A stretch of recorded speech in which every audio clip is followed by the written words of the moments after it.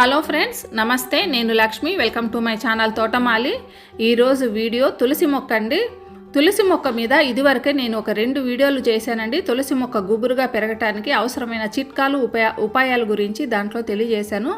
ఈరోజు వీడియో ఏంటంటే తులసి మొక్కను తెచ్చుకున్నప్పుడు మనం ఎలాంటి మట్టి మిశ్రమంలో ఈ మొక్కను నాటుకోవాలి, అలాగే ఈ మొక్క గుబురుగా పెరగటానికి అవసరమైన టిప్స్, ఒక 7 టిప్స్ ఉన్నాయని అవన్నీ కూడా ఈరోజు వీడియోలో తెలియజేస్తాను. ఇక్కడ చూసారండి, ఇవి 2 తులసి మొక్కలు. ఒకటి కృష్ణ తులసి, ఒకటి లక్ష్మీ తులసి. ఆకులు నల్లగా ఉన్నాయి కదా, ఇది కృష్ణ తులసి అండి. ఇది లక్ష్మీ తులసి. లక్ష్మీ తులసినే రామ తులసి అని కూడా అంటారండి కొన్ని ప్రాంతాలలో. ఈ 2 మొక్కల్లో కూడా ఎక్కువగా హెల్త్ బెనిఫిట్స్ అయితే ఉన్నాయండి. మనం ఏ మొక్కనైనా, అంటే కృష్ణ తులసి కానీ లక్ష్మీ తులసి కానీ ఏ మొక్కను కానీ పొరగడుపునే తీసుకుంటే మంచిదని అంటారు. కాకపోతే ఆయుర్వేదంలో కృష్ణ తులసిలో ఇంకా అధికంగా హెల్త్ బెనిఫిట్స్ ఉంటాయనేసి చెప్తూ ఉంటారండి. పెద్దవాళ్ళందరూ కూడా ఏమంటారంటే, మనము తులసి మొక్కను తులసి కోటలో నాటుకునేటప్పుడు కృష్ణ తులసి లక్ష్మీ తులసి 2 కలిపి, అంటే గ్రీన్ కలర్లో ఉన్న ఆకులు ఇంకా బ్లాక్ కలర్లో ఉన్న ఆకులు ఉన్న ఈ 2 మొక్కలను కలిపి తులసి కోటలో నాటాలనేసి అంటూ ఉంటారండి. మనలో చాలామంది తులసి కోటను ఇంటి గుమ్మానికి, అంటే ముఖద్వారానికి, మెయిన్ డోర్కి ఎదురుగా మనం పెట్టుకుంటాం కదా. ఇది సైంటిఫిక్గా కూడా ఇది ఒక మంచి లక్షణం అండి. ఎందుకంటే అన్ని మొక్కల్లో కూడా మార్నింగ్ టైమ్స్లో ఆక్సిజన్ వదులుతాయి మొక్కలు, ఈవినింగ్ నైట్ అయ్యేసరికి కార్బన్ డైఆక్సైడ్ వదులుతూ ఉంటాయి కదా. సో కార్బన్ డైఆక్సైడ్ అనేది ఇది హెల్త్కు మంచిది కాదు. కానీ తులసి మొక్కలో మాత్రం ఆపోజిట్ అండి. ఆపోజిట్ కాదు, అది మార్నింగ్ టైమ్స్లో కూడా ఆక్సిజన్ వదులుతుంది, నైట్ టైమ్స్లో కూడా ఆక్సిజన్ వదులుతుంది. సో మనకేమంటే ఈ మొక్క ఇంటికి ఎదురుగా ఉండడం వల్ల మనకి మార్నింగ్ కానీ నైట్ కానీ ఈవినింగ్ కానీ ఏ టైంలో అన్నా కూడా ఈ మొక్క నుంచి మనకు ప్యూర్ ఆక్సిజన్ అయితే వస్తుందండి. పెద్దవాళ్ళందరూ అంటూ ఉంటారు కదండి, నైట్ టైమ్స్లో చెట్ల కింద పడుకోకూడదు అని, లేదా తోటల్లో పడుకోకూడదు అనేసి అంటూ ఉంటారు. దానికి సైంటిఫిక్గా కూడా రీజన్ ఉందండి. ఏంటంటే నైట్ టైమ్స్లో మొక్కల నుంచి కార్బన్ డైఆక్సైడ్ రిలీజ్ అవుతుంది అన్ని మొక్కల నుంచి. అందువల్ల దాన్ని పీల్చుకోవటం వల్ల, చెట్ల కింద పడుకోవటం వల్ల మనకి కార్బన్ డైఆక్సైడ్ రిలీజ్ అయిన ఆ కార్బన్ డైఆక్సైడ్ మనం తీసుకొని మనకి హెల్త్ అనేది ఖరాబ్ అయ్యే అవకాశం ఉంది. ఇది సైంటిఫిక్ రీజన్ అండి. కాకపోతే తులసి మొక్క నుంచి మనకు నైట్ టైమ్స్లో కూడా ఆక్సిజన్ రిలీజ్ అవటం వల్ల మనకి తులసి మొక్కను ఇంటి గుమ్మానికి ఎదురుగా పెట్టుకున్నా కూడా మనకి ఎలాంటి నష్టము లేదు. పైగా పవిత్రమైన మొక్క కావటం వల్ల పొద్దున్నే మనం ఒక తలుపు తీసినప్పుడు కానీ నైట్ పడుకునేటప్పుడు కానీ తులసి మొక్కను చూసి పడుకుంటే ఆ రోజంతా మార్నింగ్ లేచి చూడడం వల్ల ఆ రోజంతా ప్రశాంతంగా ఉంటుంది. నైట్ టైమ్స్లో తులసి మొక్కను చూసి దండం పెట్టుకొని పడుకుంటే నైట్ కూడా ఎలాంటి పీడకలలు కూడా రావనేసి పెద్దలు అంటూ ఉంటారు. ఇక సమ్మర్లో అంతా కూడా ఎండ దెబ్బకు ఈ మొక్కలు కాస్త డ్యామేజ్ అయి ఉంటాయండి. ఇంకా వర్షాకాలం స్టార్ట్ అయింది కదా, ఇంకా ఈ మొక్కలన్నీ కూడా పచ్చగా గుబురుగా పెరగటానికి అవకాశం ఉంది. ఇంకా కొత్తగా మొక్కలను తెచ్చుకొని నాటుకోవాలనుకునే వాళ్ళకి ఇక్కడ సాయిల్ మిక్స్ అనేది చాలా ఇంపార్టెంట్. ఎందుకంటే వచ్చేది రెయినీ సీజన్ కదా, సాయిల్ మిక్స్ అనేది కరెక్ట్గా లేకపోతే ఈ రెయిన్స్ వలన ఈ మొక్క పాడైపోయే అవకాశం ఉందండి. ఈరోజు నేను కరెక్ట్ సాయిల్ మిక్స్ చూపిస్తాను. మనకి ఇలాంటి కరెక్ట్ సాయిల్ మిక్స్లో మొక్కను నాటిన ఈ మొక్క అయితే పర్మనెంట్ ప్లాంట్ లాగా సంవత్సరాల తరబడి ఉండిపోతుందండి. ఈ మొక్క చనిపోవటం అనేది జరగదు. చాలామంది దగ్గర తులసి మొక్క పాడవటానికి కారణం ఏంటంటే నీళ్ళు ఎక్కువ అవటమే అండి. దానివల్ల నీరు ఎక్కువ అవటం వల్ల వేరు వ్యవస్థలో ఫంగస్ ఏర్పడి మొక్క ఖరాబ్ అవుతూ ఉంటుంది. దీనికోసం మనం ఏం చేయాలంటే కరెక్ట్ సాయిల్ మిక్స్లో మనం ఈ మొక్కను పెట్టుకోవాలి. మనం ఏం చేయాలంటే సాయిల్ మిక్స్ తయారు చేసుకోవటానికి 70% గార్డెన్ సాయిల్ తీసుకోవాలండి. ఇంకా 30% ఇసుకను తీసుకోవాలి. ఇసుక అనేది డ్రైనేజీకి చాలా బాగా ఉపయోగపడుతుంది. ఎప్పుడు గుర్తుపెట్టుకోండి, తులసి మొక్కను నాటేటప్పుడు ఇలాంటి సాయిల్లోనే మనము మొక్కను నాటుకోవాల్సి ఉంటుంది. ఇలా నాటుకున్నప్పుడే గుబురుగా పెరుగుతుందండి. ఇసుక కలుపుకోవటం వలన డ్రైనేజ్ సిస్టమ్ అనేది కరెక్ట్గా ఉండి ఎంత వర్షంలో కూడా మొక్కకైతే ప్రాబ్లం రాదు. ఇప్పుడు ఇక సాయిల్ మిక్స్ తయారైంది కదా, ఇందులో ఇంకా మొక్క బలం కోసము పశువుల ఎరువుని యాడ్ చేయాలండి. పశువుల ఎరువు అనేది ఇప్పుడు ఇందులో 20% వరకు మనం ఏ పశువుల ఎరువు అయినా యాడ్ చేసుకోవచ్చు. 70% గార్డెన్ సాయిల్, 30% ఇసుక, 20% కంపోస్టు ఇవన్నీ కలిపి తయారు చేసుకున్న ఈ సాయిల్ మిక్స్లో ఇంకా పిడికెడంతా అండి ఇది నీమ్ కేక్ పౌడర్ని ఇందులో యాడ్ చేస్తున్నాను. చూడండి, గుప్పెడు పిడికెడు అంటారు కదా, అంత నీమ్ కేక్ పౌడర్ని యాడ్ చేసి ఇవన్నీ కలిపి ఒక మంచి సాయిల్ మిక్స్ తయారవుతుంది. చూస్తూ ఉండంగానే మనకు తెలుస్తుంది కదండి ఎంత పొడి పొడిగా పోరస్గా ఉందో. ఇలాంటి సాయిల్ మిక్స్లోనే మొక్కలు పెట్టాలండి.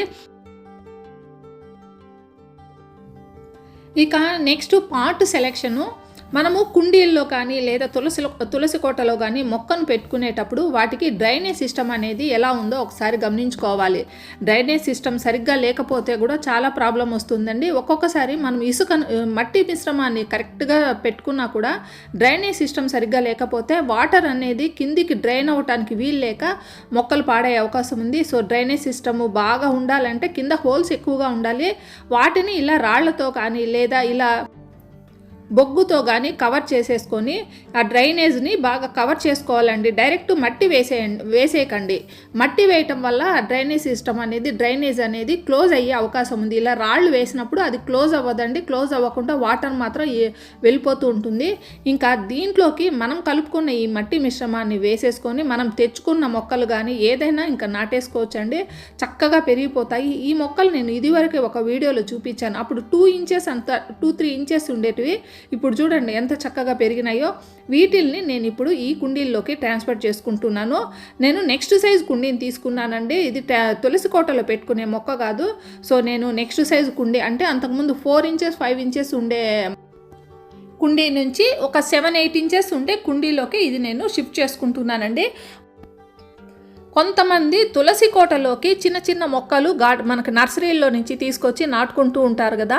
అలా నాటుకున్నప్పుడు కూడా మట్టి మిశ్రమం కరెక్ట్గా ఉండి డ్రైనేజ్ సరిగ్గా ఉన్నప్పుడు పెద్ద కుండీల్లో అంటే తులసి కోట అనేది కొద్దిగా సైజులో పెద్దగా ఉంటుంది. దాంట్లో చిన్న మొక్కలు పెట్టినా కూడా ఎలాంటి ప్రాబ్లం రాదు.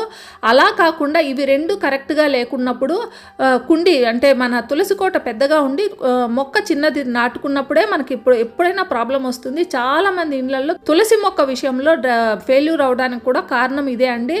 మనం పెట్టుకునే మొక్క చిన్నదిగా ఉంటుంది, కుండీ అనేది పెద్దదిగా ఉంటుంది.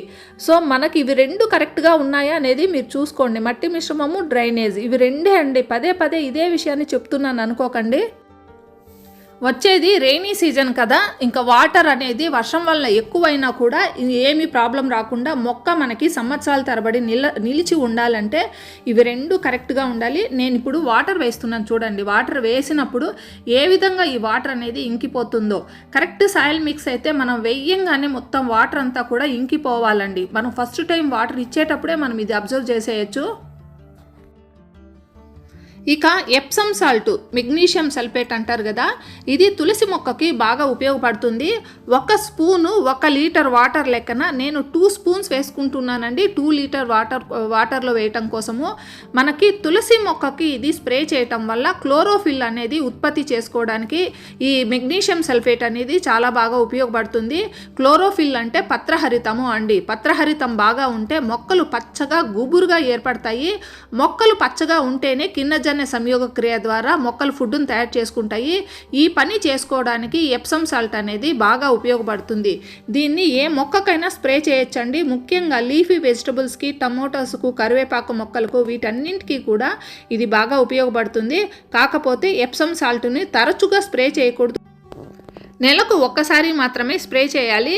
ఇంకా ఎప్సమ్ సాల్ట్ను లీఫీ వెజిటబుల్స్కి స్ప్రే చేశాక 1 రోజు తర్వాత మాత్రమే ఆ ఆకుల్ని యూజ్ చేసుకోవాలండి.